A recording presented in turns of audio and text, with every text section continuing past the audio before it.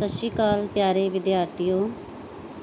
मैं सीमा वर्मा सरकारी कन्या सीनियर सैकेंडरी स्कूल रईया तो बेटा अज मैं तुहानू नागरिक शास्त्र का पाठ नंबर 10 भारतीय संविधान दीयां विशेषतावां समझाउण जा रही हाँ, जिस विच भारतीय संविधान की विशेषतावां दे नाल तुहानू नागरिक दे मौलिक अधिकारां ते मौलिक करतव्य की भी जानकारी देवांगी। तो सब तो पहला तुहानू बेटा यह समझना जरूरी है कि भारतीय संविधान है की। जिमें कि तुसी वेख रहे हो पाठ नंबर 10 भारतीय संविधान की विशेषतावां तो पहला एक पेज ते प्रस्तावना दी गई है। प्रस्तावना की है? जिमें असी एक नवी किताब खरीद के लैके आने हाँ, उस किताब के दूसरे पेज के उत्ते एक स्पैशल विचार लिखे होंदे ने जिसनों मुख बंद का नाम दिता जाता है। एक पेज उत्ते उस किताब का पूरा निचोड़ लिखिया होंदा है कि उस किताब दे विच की है, उसका सार की है, मुख बंद की है। उसी तरह ही बेटा संविधान भी साडे देश की एक लिखती दस्तावेज है। साडे देश का एक लिखती दस्तावेज है जिस विच सब तरह के कानूनों का, अधिकारां का ते करतव्य का वर्णन किया गया है, जिस दे अनुसार साडे देश की शासन व्यवस्था चलती है। ते उस लिखती किताब के पहले पेज ते प्रस्तावना दी गई है। पहले पेज ते यह शब्द दिते गए ने जिसनों प्रस्तावना का नाम दिता गया है।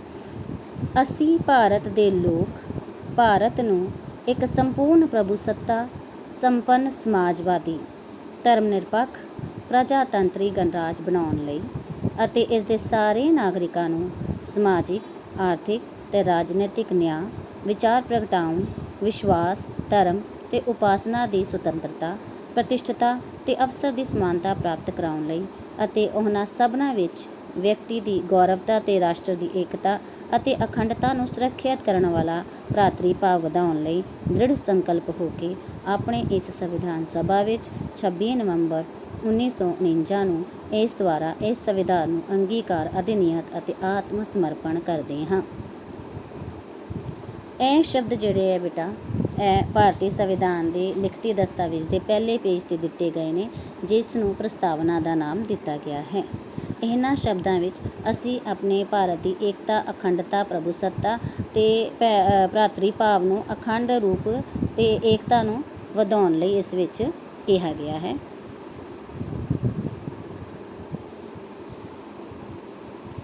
हुण बेटा मैं तुहानूं समझाउण जा रही हाँ कि भारतीय संविधान दा वास्तविक रूप है कि। पहलां तो तुहानूं मैं सिर्फ यह समझाया कि भारतीय संविधान एक लिखती रूप विच एक दस्तावेज है जिस दे पहले पेज ते भारत की प्रस्तावना लिखी गई है, ठीक है। लेकिन हुण एक्चुअल च वास्तविक तौर पर भारतीय संविधान है की है। यह देखो बेटा संविधान एक मौलिक कानूनी दस्तावेज हुंदा है जिस दे अनुसार देश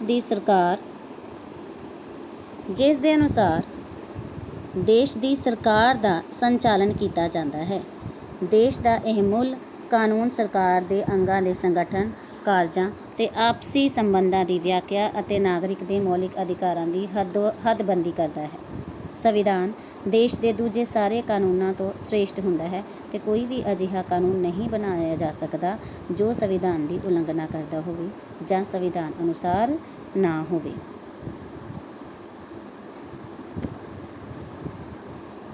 हाँ जी बेटा, पहली लाइन देखो, संविधान एक मौलिक कानूनी दस्तावेज हुंदा है। लिखती तौर पर एक दस्तावेज है, एक पतली जी किताब है लिखती रूप विच जिस विच सारे कानून दर्ज हैं जिस दे अनुसार साडा देश अपने देश की शासन व्यवस्था चलाता है। यह मौलिक अधिकारां की हदबंदी करता है। इस विच साडे देश के नागरिकां दे मौलिक अधिकार भी दिते गए हैं। असी उन्हां अधिकारां की वरतों कर सकते हाँ अते जे असी उन्हां अधिकारां दी जे कोई सानूं उन्हां अधिकारां की वरतों तो ਦੂਰ ਕਰਦਾ ਹੈ ਜਾਂ ਸ਼ੋਸ਼ਣ ਕਰਦਾ ਹੈ ਤਾਂ ਉਸ ਦੇ ਖਿਲਾਫ ਆਵਾਜ਼ ਵੀ ਉਠਾਈ ਜਾ ਸਕਦੀ ਹੈ। ਇਹ ਵੀ ਇੱਕ ਅਧਿਕਾਰ ਮਿਲਿਆ ਹੋਇਆ ਹੈ।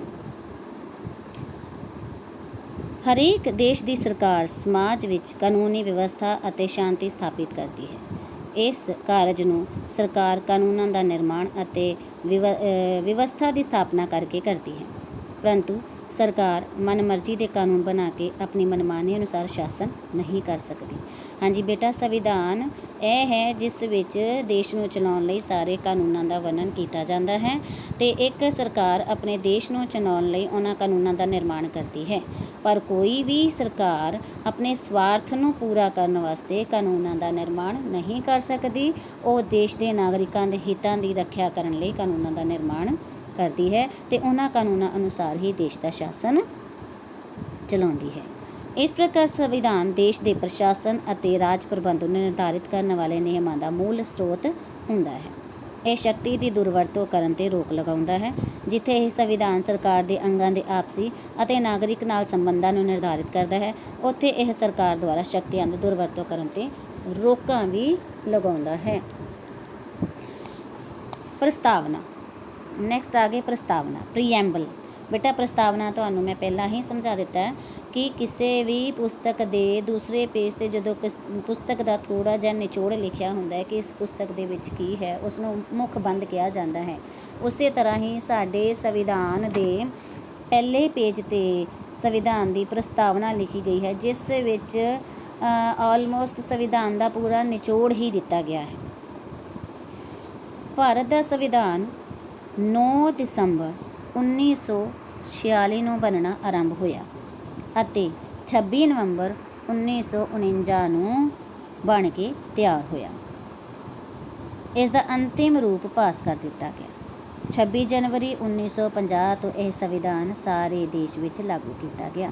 ਹਾਂਜੀ ਬੇਟਾ ਜੀ ਦੇਖੋ, 9 ਦਸੰਬਰ 1946 ਨੂੰ ਸਾਡਾ ਸੰਵਿਧਾਨ ਜਿਹੜਾ ਸੀ ਉਹ ਬਣਨਾ ਆਰੰਭ ਹੋਇਆ ਸੀ। 26 ਨਵੰਬਰ 1949 ਨੂੰ ਇਹ ਬਣ ਕੇ ਤਿਆਰ ਹੋ ਗਿਆ। ਇਸ ਦਾ ਮਤਲਬ ਸਾਡੇ ਸੰਵਿਧਾਨ ਨੂੰ ਬਣਨ 'ਚ 2 ਸਾਲ ਤੋਂ ਵੱਧ ਦਾ ਸਮਾਂ ਲੱਗਾ ਅਤੇ 26 ਜਨਵਰੀ 1950 ਨੂੰ ਇਹ ਸੰਵਿਧਾਨ ਸਾਡੇ ਦੇਸ਼ 'ਚ ਲਾਗੂ ਕਰ ਦਿੱਤਾ ਗਿਆ। ਇਸ ਸੰਵਿਧਾਨ ਦੇ ਅਨੁਸਾਰ ਹੀ 1950 ਤੋਂ 26 ਜਨਵਰੀ 1950 ਤੋਂ ਸਾਡੇ ਦੇਸ਼ ਦਾ ਸ਼ਾਸਨ ਜਿਹੜਾ ਚੱਲ ਰਿਹਾ ਹੈ। ਇਸੇ ਕਰਕੇ 26 ਜਨਵਰੀ ਨੂੰ ਅਸੀਂ ਗਣਤੰਤਰ ਦਿਵਸ ਮਨਾਉਂਦੇ ਹਾਂ। ਇੱਥੇ ਇਹ ਮਹੱਤਵਪੂਰਨ ਪ੍ਰਸ਼ਨ ਵੀ ਹੈ ਬੇਟਾ, ਗਣਤੰਤਰ ਦਿਵਸ ਕਿਸ ਨੂੰ ਕਿਹਾ ਜਾਂਦਾ ਹੈ ਅਤੇ ਕਿਉਂ ਕਿਹਾ ਜਾਂਦਾ ਹੈ? 26 ਜਨਵਰੀ ਵਾਲੇ ਦਿਨ ਨੂੰ ਗਣਤੰਤਰ ਦਿਵਸ ਕਿਹਾ ਜਾਂਦਾ ਹੈ। ਕਿਉਂ ਕਿਹਾ ਜਾਂਦਾ ਹੈ? ਕਿਉਂਕਿ 26 ਜਨਵਰੀ 1950 ਨੂੰ ਸਾਡੇ ਦੇਸ਼ ਦਾ ਸੰਵਿਧਾਨ ਬਣ ਕੇ ਲਾਗੂ ਹੋਇਆ ਸੀ, ਸਾਡੇ ਦੇਸ਼ 'ਤੇ ਲਾਗੂ ਹੋਇਆ ਸੀ 26 ਜਨਵਰੀ ਨੂੰ। ਇਸ ਕਰਕੇ ਇਸ ਦਿਨ ਨੂੰ ਗਣਤੰਤਰ ਦਿਵਸ ਵੀ ਕਿਹਾ ਜਾਂਦਾ ਹੈ। ਸੰਵਿਧਾਨ ਦੀ ਪ੍ਰਸਤਾਵਨਾ ਵਿੱਚ ਭਾਰਤੀ ਸ਼ਾਸਨ ਪ੍ਰਣਾਲੀ ਦੇ ਮੂਲ ਸਿਧਾਂਤਾਂ ਵੱਲ ਸੰਕੇਤ ਅਤੇ ਉਸ ਦੇ ਬੁਨਿਆਦੀ ਉਦੇਸ਼ਾਂ ਨੂੰ ਉਲੇਖਿਆ ਗਿਆ ਹੈ। ਪ੍ਰਸਤਾਵਨਾ ਵਿੱਚ ਇਹ ਸ਼ਬਦ ਇਸ ਪ੍ਰਕਾਰ ਹਨ। ਬੇਟਾ ਜੀ ਪ੍ਰਸਤਾਵਨਾ ਤੁਹਾਨੂੰ ਮੈਂ ਹੁਣੇ ਉਸ ਤੋਂ ਪਹਿਲਾਂ ਇੱਕ ਵਾਰੀ ਸਾਰੀ ਪੜ੍ਹ ਕੇ ਦੱਸੀ ਹੈ ਕਿ ਪ੍ਰਸਤਾਵਨਾ ਵਿੱਚ ਕੀ। ਅਸੀਂ ਪ੍ਰਸਤਾਵਨਾ ਦੇ ਇੱਕ ਵੀ ਸ਼ਬਦ ਨੂੰ ਬਦਲ ਨਹੀਂ ਸਕਦੇ, ਕਿਉਂਕਿ ਪ੍ਰਸਤਾਵਨਾ ਦੀ ਜਿਹੜੀ ਸ਼ਬਦਾਵਲੀ ਹੈ ਉਹ ਐਜ਼ ਇਟ ਇਜ਼ ਹੀ ਰਹੇਗੀ। ਅਸੀਂ ਭਾਰਤ ਦੇ ਲੋਕ ਭਾਰਤ ਨੂੰ ਇੱਕ ਸੰਪੂਰਨ ਪ੍ਰਭੂ ਸੱਤਾ ਸੰਪੰਨ ਸਮਾਜਵਾਦੀ, ਧਰਮ ਨਿਰਪੱਖ ਅਤੇ ਲੋਕਤੰਤਰੀ ਗਣਰਾਜ ਦੀ ਸਥਾਪਨਾ ਕਰਨ, ਉਸ ਦੇ ਸਾਰੇ ਨਾਗਰਿਕਾਂ ਨੂੰ ਸਮਾਜਿਕ, ਆਰਥਿਕ ਅਤੇ ਰਾਜਨੀਤਿਕ ਨਿਆਂ ਦੇਣ, ਚਿੰਤਕ ਅਤੇ ਵਿਚਾਰ ਪ੍ਰਗਟ ਕਰਨ, ਵਿਸ਼ਵਾਸ, ਧਰਮ ਅਤੇ ਉਪਾਸਨਾ ਦੀ ਸੁਤੰਤਰਤਾ ਦੇਣ, ਅਵਸਰ ਅਤੇ ਰੁਤਬੇ ਦੀ ਸਮਾਨਤਾ ਪ੍ਰਾਪਤ ਕਰਨ ਅਤੇ ਸਾਰੇ ਨਾਗਰਿਕਾਂ ਵਿੱਚ ਭਾਈਚਾਰੇ ਦੀ ਭਾਵਨਾ ਦਾ ਵਿਸਤਾਰ ਕਰਨ, ਵਿਅਕਤੀ ਦੀ ਪ੍ਰਤਿਸ਼ਠਤਾ, ਰਾਸ਼ਟਰ ਦੀ ਏਕਤਾ ਅਤੇ ਅਖੰਡਤਾ ਨੂੰ ਕਾਇਮ ਰੱਖਣ ਲਈ ਦ੍ਰਿੜ ਸੰਕਲਪ ਹੋ ਕੇ ਆਪਣੇ ਸੰਵਿਧਾਨ ਸਭਾ ਵਿੱਚ 26 ਨਵੰਬਰ 1949 ਦੇ ਦਿਨ ਇਸ ਸੰਵਿਧਾਨ ਨੂੰ ਅੰਗੀਕਾਰ, ਅਧਿਨਿਯਮਿਤ ਅਤੇ ਆਤਮ ਸਮਰਪਣ ਕਰਦੇ ਹਾਂ। 26 ਨਵੰਬਰ 1949 ਨੂੰ ਇਸ ਨੂੰ ਲਿਖਤੀ ਰੂਪ ਦੇ ਕੇ ਇਸ ਦਾ ਸੰਕਲਨ ਪੂਰਾ ਕੀਤਾ ਗਿਆ ਅਤੇ ਲਾਗੂ ਕਦੋਂ ਕੀਤਾ ਗਿਆ? 26 ਜਨਵਰੀ 1950 'ਚ। ਇਹ ਸੀ ਸਾਡੇ ਸੰਵਿਧਾਨ ਦੀ ਪ੍ਰਸਤਾਵਨਾ।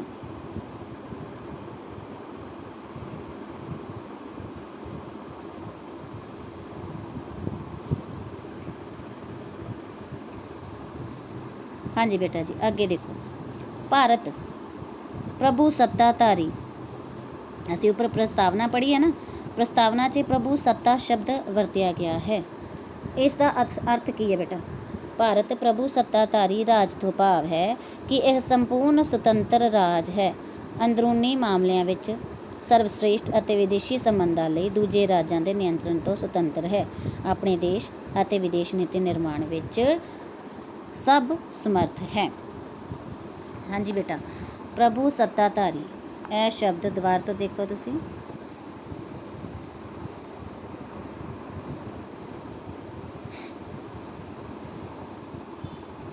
ਪ੍ਰਭੂ ਸੱਤਾਧਾਰੀ ਸ਼ਬਦ ਤੋਂ ਅਰਥ ਹੈ ਕਿ ਸਾਡਾ ਜਿਹੜਾ ਦੇਸ਼ ਹੈ ਉਹ ਆਪਣੇ ਦੇਸ਼ ਦੇ ਅੰਦਰੂਨੀ ਮਾਮਲਿਆਂ ਦਾ ਫੈਸਲਾ ਖੁਦ ਲੈਣ ਲਈ ਪੂਰੀ ਤਰ੍ਹਾਂ ਸੁਤੰਤਰ ਹੈ ਅਤੇ ਦੂਸਰੇ ਦੇਸ਼ਾਂ ਦੇ ਨਾਲ ਸੰਬੰਧ ਕਾਇਮ ਕਰਨ ਲਈ ਵੀ ਪੂਰੀ ਤਰ੍ਹਾਂ ਸੁਤੰਤਰ ਹੈ।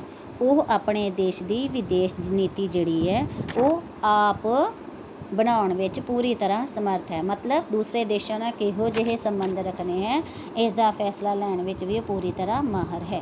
ਦੇਸ਼ ਦੇ ਅੰਦਰੂਨੀ ਮਾਮਲੇ ਅਤੇ ਦੇਸ਼ ਦੇ ਵਿਦੇਸ਼ੀ ਮਾਮਲਿਆਂ ਵਿੱਚ ਦੇਸ਼ ਦਾ ਪੂਰੀ ਤਰ੍ਹਾਂ ਸੁਤੰਤਰ ਹੋਣਾ ਹੀ ਪ੍ਰਭੂ ਸੱਤਾਧਾਰੀ ਕਹਿਲਾਂਦਾ ਹੈ। ਸਮਾਜਵਾਦੀ ਰਾਜ ਦਾ ਭਾਵ ਹੈ ਕਿ ਭਾਰਤ ਵਿੱਚ ਨਾਗਰਿਕਾਂ ਨੂੰ ਆਪਣਾ ਵਿਕਾਸ ਕਰਨ ਲਈ ਸਮਾਨ ਅਵਸਰ ਮਿਲਣਗੇ। ਗਰੀਬ ਤੇ ਅਮੀਰ ਵਿੱਚ ਵਧੇਰੇ ਅੰਤਰ ਨਹੀਂ ਹੋਵੇਗਾ ਅਤੇ ਕਿਸੇ ਦਾ ਸ਼ੋਸ਼ਣ ਨਹੀਂ ਕੀਤਾ ਜਾਵੇਗਾ। ਹਰੇਕ ਨਾਗਰਿਕ ਨੂੰ ਬਿਨਾਂ ਕਿਸੇ ਵਿਤਕਰੇ ਤੇ ਸਮਾਜਿਕ, ਆਰਥਿਕ ਅਤੇ ਰਾਜਨੀਤਿਕ ਨਿਆਂ ਮਿਲੇਗਾ।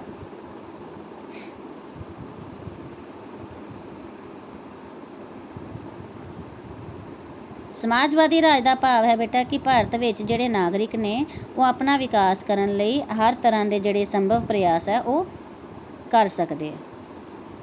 ਉਹਨਾਂ ਨੂੰ ਕਿਸੇ ਵੀ ਵਿਤਕਰੇ ਦਾ ਸਾਹਮਣਾ ਨਹੀਂ ਕਰਨਾ ਪਵੇਗਾ। ਕੋਈ ਵੀ ਨਾਗਰਿਕ ਕਿਸੇ ਵੀ ਤਰ੍ਹਾਂ ਦਾ ਕੰਮ ਕਰ ਸਕਦਾ ਹੈ। ਕਿਸੇ ਦਾ ਕਿਸੇ ਤਰ੍ਹਾਂ ਦਾ ਸ਼ੋਸ਼ਣ ਨਹੀਂ ਕੀਤਾ ਜਾ ਸਕਦਾ। ਹਰੇਕ ਨਾਗਰਿਕ ਨੂੰ ਬਿਨਾਂ ਕਿਸੇ ਵਿਤਕਰੇ ਤੋਂ ਹਰ ਇੱਕ ਤਰ੍ਹਾਂ ਦਾ ਨਿਆਂ ਮਿਲੇਗਾ, ਚਾਹੇ ਉਹ ਸਮਾਜਿਕ ਹੋਏ, ਆਰਥਿਕ ਹੋਏ, ਰਾਜਨੀਤਿਕ ਹੋਏ। ਧਰਮ ਨਿਰਪੱਖ ਰਾਜ ਤੋਂ ਭਾਵ ਹੈ ਕਿ ਭਾਰਤ ਰਾਜ ਕਿਸੇ ਵਿਸ਼ੇਸ਼ ਧਰਮ ਦੀ ਸਰਪ੍ਰਸਤੀ ਨਹੀਂ ਕਰੇਗਾ। ਸਾਰੇ ਧਰਮਾਂ ਦਾ ਬਰਾਬਰ ਸਨਮਾਨ ਕੀਤਾ ਜਾਏਗਾ। ਯਾਨੀ ਕਿ ਸਾਡੇ ਆਪਣੇ ਦੇਸ਼ ਦਾ ਕੋਈ ਪਰਟੀਕੂਲਰ ਧਰਮ ਨਹੀਂ ਹੈ। ਸਾਡੇ ਦੇਸ਼ ਵਿੱਚ ਸਾਰੇ ਧਰਮਾਂ ਦਾ ਆਦਰ ਬਰਾਬਰ ਕੀਤਾ ਜਾਂਦਾ ਹੈ। ਹਰ ਇੱਕ ਧਰਮ ਦੇ ਲੋਕ ਸਾਡੇ ਦੇਸ਼ ਦੇ ਕਾਨੂੰਨ ਦੀ ਨਜ਼ਰ ਦੇ ਵਿੱਚ ਸਾਰੇ ਸਮਾਨ ਸਮਝੇ ਗਏ ਹਨ। ਇਸ ਨੂੰ ਧਰਮ ਨਿਰਪੱਖ ਕਿਹਾ ਜਾਂਦਾ ਹੈ। ਹਰੇਕ ਨਾਗਰਿਕ ਨੂੰ ਆਪਣੀ ਇੱਛਾ ਅਨੁਸਾਰ ਧਰਮ ਅਪਣਾਉਣ ਅਤੇ ਉਸ ਦੀ ਉਪਾਸਨਾ ਕਰਨ ਦੀ ਆਜ਼ਾਦੀ ਹੋਵੇਗੀ। ਲੋਕਤੰਤਰੀ ਰਾਜ ਤੋਂ ਭਾਵ ਹੈ ਕਿ ਭਾਰਤ ਵਿੱਚ ਸ਼ਾਸਨ ਹਮੇਸ਼ਾ ਸਰਵਉੱਚ ਸ਼ਕਤੀ ਕਿਸੇ ਵਰਗ, ਸ਼੍ਰੇਣੀ ਜਾਂ ਦਲ ਦੀ ਥਾਂ ਸਮੁੱਚੀ ਜਨਤਾ ਕੋਲ ਹੈ। ਮਤਲਬ ਜਿਹੜੀ ਸਰਕਾਰ ਹੈ ਉਹ ਭਾਰਤ ਦੇ ਲੋਕਾਂ ਦੁਆਰਾ ਹੀ ਚੁਣੀ ਜਾਏਗੀ, ਭਾਰਤ ਦੇ ਲੋਕਾਂ ਵਿੱਚੋਂ ਹੀ ਚੁਣੀ ਜਾਏਗੀ ਅਤੇ ਭਾਰਤ ਦੇ ਲੋਕਾਂ ਲਈ ਹੀ ਚੁਣੀ ਜਾਏਗੀ। ਇਸ ਨੂੰ ਕਿਹਾ ਜਾਂਦਾ ਹੈ ਲੋਕਤੰਤਰੀ ਰਾਜ। ਇਸ ਦੇਸ਼ 'ਚ ਕਦੀ ਕਿਸੇ ਇੱਕ ਪਰਟੀਕੂਲਰ ਵਰਗ ਦਾ ਰਾਜ ਨਹੀਂ ਹੋ ਸਕਦਾ। ਭਾਰਤ ਦੇ ਗਣਰਾਜ ਤੋਂ ਭਾਵ ਹੈ ਕਿ ਰਾਜ ਦਾ ਮੁਖੀ ਰਾਸ਼ਟਰਪਤੀ ਹੋਵੇਗਾ ਅਤੇ ਬਾਦਸ਼ਾਹ ਦੀ ਤਰ੍ਹਾਂ ਜੱਦੀ ਨਹੀਂ, ਸਗੋਂ ਜਨਤਾ ਦੇ ਪ੍ਰਤੀਨਿਧੀਆਂ ਦੁਆਰਾ ਨਿਸ਼ਚਿਤ ਸਮੇਂ ਲਈ ਚੁਣਿਆ ਜਾਵੇਗਾ। ਬੇਟਾ ਜਿਵੇਂ ਕਿ ਇੰਗਲੈਂਡ 'ਚ ਰਾਸ਼ਟਰਪਤੀ ਨਹੀਂ ਹੁੰਦਾ, ਉੱਥੇ ਇੱਕ ਮਹਾਰਾਣੀ ਦਾ ਸ਼ਾਸਨ ਚੱਲਦਾ ਹੈ ਇੰਗਲੈਂਡ 'ਚ, ਅਤੇ ਹਮੇਸ਼ਾ ਉਹ ਸ਼ਾਸਨ ਜਿਹੜਾ ਜੱਦੀ ਤੁਰਿਆ ਜਾਂਦਾ ਹੈ। ਮਤਲਬ ਮਹਾਰਾਣੀ ਤੋਂ ਬਾਅਦ ਅੱਗੋਂ ਉਹਨਾਂ ਦੀ ਜਿਹੜੀ ਅਗਲੀ ਪੀੜ੍ਹੀ ਹੈ ਉਹ ਦੇਸ਼ ਦੇ ਉੱਤੇ ਰਾਜ ਕਰਦੀ ਹੈ। ਲੇਕਿਨ ਭਾਰਤ ਸਾਡਾ ਇੱਕ ਲੋਕਤੰਤਰੀ ਗਣਰਾਜ ਹੈ ਜਿੱਥੇ ਸਾਡੇ ਦੇਸ਼ ਦਾ ਮੁਖੀ ਰਾਸ਼ਟਰਪਤੀ ਹੁੰਦਾ ਹੈ। ਇੱਥੇ ਸ਼ਾਸਨ ਜਿਹੜਾ ਹੈ ਜੱਦੀ ਪੁਸ਼ਤੀ ਨਹੀਂ ਚੱਲਦਾ, ਬਲਕਿ ਦੇਸ਼ ਦਾ ਜਿਹੜਾ ਪ੍ਰਤੀਨਿਧੀ ਹੈ ਉਹ ਲੋਕਾਂ ਦੇ ਵਿੱਚੋਂ ਵੋਟਾਂ ਦੁਆਰਾ ਚੁਣਿਆ ਜਾਂਦਾ ਹੈ। ਪ੍ਰਸਤਾਵਨਾ ਵਿੱਚ ਇਹ ਵੀ ਦਰਸਾਇਆ ਗਿਆ ਹੈ ਕਿ ਭਾਰਤੀ ਲੋਕਤੰਤਰ ਨਾਗਰਿਕਾਂ ਲਈ ਸਮਾਜਿਕ, ਆਰਥਿਕ ਅਤੇ ਰਾਜਨੀਤਿਕ ਨਿਆਂ, ਸਮਾਨਤਾ, ਸੁਤੰਤਰਤਾ, ਭਾਈਚਾਰਾ, ਸਧਾਰਨ ਵਿਅਕਤੀ ਦੀ ਪ੍ਰਤਿਸ਼ਠਾ ਦੀ ਦੇਸ਼ ਦੀ ਏਕਤਾ ਅਤੇ ਅਖੰਡਤਾ ਦੇ ਸਿਧਾਂਤਾਂ 'ਤੇ ਆਧਾਰਿਤ ਹੋਵੇਗਾ। ਇੱਥੇ ਇਹ ਦੱਸਣਾ ਵੀ ਜ਼ਰੂਰੀ ਹੈ ਕਿ ਸਮਾਜਵਾਦੀ, ਧਰਮ ਨਿਰਪੱਖ ਅਤੇ ਰਾਸ਼ਟਰ ਦੀ ਏਕਤਾ ਅਤੇ ਅਖੰਡਤਾ ਦੇ ਸ਼ਬਦ 1976 ਵਿੱਚ 42ਵੀਂ ਸੰਵਿਧਾਨਿਕ ਸੋਧ ਦੁਆਰਾ ਪ੍ਰਸਤਾਵਨਾ ਵਿੱਚ ਜੋੜੇ ਗਏ। ਸੋਧ ਮਤਲਬ ਬੇਟਾ ਜਦੋਂ ਅਸੀਂ ਸੰਵਿਧਾਨ ਵਿੱਚ ਸੰਵਿਧਾਨ ਦੇ ਕਾਨੂੰਨਾਂ ਵਿੱਚ ਕਦੀ ਥੋੜ੍ਹਾ ਬਹੁਤ ਜਦੋਂ ਅਸੀਂ ਕੋਈ ਪਰਿਵਰਤਨ ਕਰਨਾ ਹੁੰਦਾ ਹੈ ਅਤੇ ਉਸ ਨੂੰ ਅਸੀਂ ਸੋਧ ਕਹਿੰਦੇ ਹਾਂ। ਅਤੇ ਇਹ ਜਿਹੜੇ ਸ਼ਬਦ ਨੇ ਜਿਵੇਂ ਕਿ ਸਮਾਜਵਾਦੀ, ਧਰਮ ਨਿਰਪੱਖ ਅਤੇ ਰਾਸ਼ਟਰ ਦੀ ਏਕਤਾ ਅਤੇ ਅਖੰਡਤਾ, ਇਹ ਸ਼ਬਦ ਭਾਰਤ ਦੀ ਸੰਵਿਧਾਨ ਦੀ ਪ੍ਰਸਤਾਵਨਾ ਦੇ ਵਿੱਚ ਪਹਿਲਾਂ ਨਹੀਂ ਸੀ। ਇਹ ਜਦੋਂ ਅਸੀਂ 42ਵੀਂ ਸੋਧ ਕੀਤੀ ਸੰਵਿਧਾਨ ਦੇ ਵਿੱਚ ਉਦੋਂ ਇਹ ਸ਼ਬਦ ਜਿਹੜੇ ਐਡ ਕੀਤੇ ਗਏ। ਅਤੇ ਬੇਟਾ ਜੀ ਇਹ ਸੀ ਸਾਡੇ ਸੰਵਿਧਾਨ ਦੀ ਪ੍ਰਸਤਾਵਨਾ। ਸਾਡਾ ਸੰਵਿਧਾਨ ਕਦੋਂ ਬਣਿਆ, ਕਿੰਨੇ ਸਮੇਂ ਵਿੱਚ ਬਣਿਆ ਅਤੇ ਕਦੋਂ ਲਾਗੂ ਹੋਇਆ, ਸਾਡਾ ਸੰਵਿਧਾਨ ਕੀ ਹੈ, ਸਾਡੇ ਸੰਵਿਧਾਨ ਦੀ ਪ੍ਰਸਤਾਵਨਾ ਦਾ ਕੀ ਅਰਥ ਹੈ।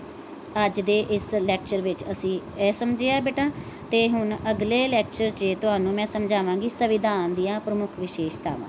ਇਸ ਲੈਕਚਰ ਵਿੱਚ ਇੰਨਾ ਹੀ ਹੈ ਬੇਟਾ। ਸੰਵਿਧਾਨ ਦੀਆਂ ਪ੍ਰਮੁੱਖ ਵਿਸ਼ੇਸ਼ਤਾਵਾਂ ਤੁਹਾਨੂੰ ਨਜ਼ਰ ਆ ਰਹੀਆਂ ਹਨ, ਨੀਚੇ ਲਿਖੀਆਂ ਹੋਈਆਂ ਹਨ, ਪਰ ਇਸ ਦੀ ਮੈਂ ਜਿਹੜਾ ਲੈਕਚਰ ਹੈ ਉਹ ਨੈਕਸਟ ਵੀਡੀਓ 'ਚ ਸ਼ੇਅਰ ਕਰਾਂਗੀ। ਧੰਨਵਾਦ।